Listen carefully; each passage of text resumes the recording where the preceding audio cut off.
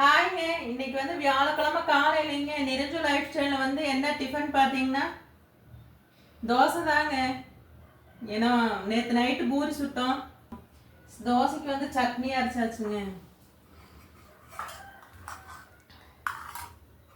அப்புறம் நேற்று நைட்டு வச்ச குருமாவும் இருக்குது, அதை ஊற்றி அட்ஜஸ்ட் பண்ணிக்கலாங்க.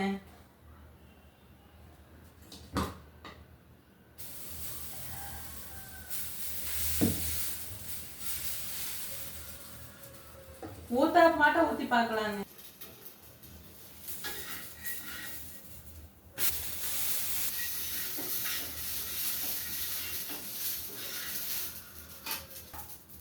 நேற்று நைட்டு பூரி சுட்டாங்க.